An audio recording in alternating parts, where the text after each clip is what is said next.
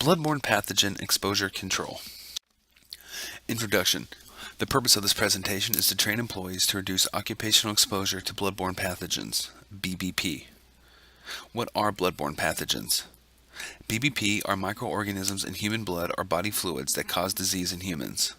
The two more common pathogens are hepatitis B virus, HBV, which may cause a severe form of hepatitis in some or be carried by others, and the human immunodeficiency virus, HIV, which causes AIDS. Methods of transmission. BBP are usually transmitted when disease organisms enter the body through mucous membranes or through breaks in the skin. Intact skin offers some protections against BBP. However, they may be transmitted through the skin via accidental injection when skin is punctured with some sharp object. BBP may also enter the body through open wounds such as cuts, nicks, skin abrasions, and cracked skin caused by various types of dermatitis. Universal precautions. Universal precautions is a method of infection control in which all blood and certain human body fluids are treated as if known to be infectious. Universal precautions are to be observed in all situations where there is a potential for contact with blood or others potentially infectious materials. Engineering controls and personal protective equipment should be used in conjunction with universal precautions when dealing with all body fluids.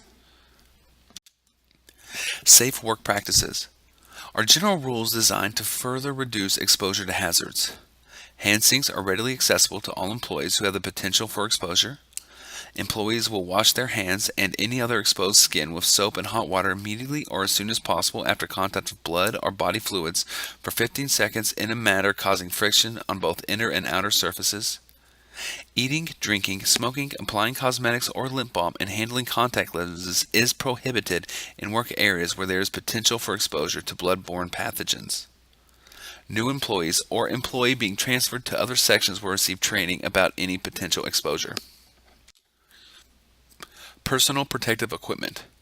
Personal protective equipment, PPE, can significantly reduce the health risks for workers exposed to blood and other potentially infectious materials. The PPE will be considered appropriate only if it does not permit blood or body fluids to pass through or reach the employee's clothing, skin, eyes, mouth, or other mucous membranes under normal conditions of use. All PPE used at the facility will be provided without cost to the employees. OSHA's standard. 29 CFR Part 1910.1030 sets forth requirements to protect workers from occupational exposure to bloodborne pathogens. The standard covers all employees who could be reasonably anticipated as a result of performing their job duties to face contact with blood and other potentially infectious materials. OSHA does not attempt to list all occupations where exposures could occur.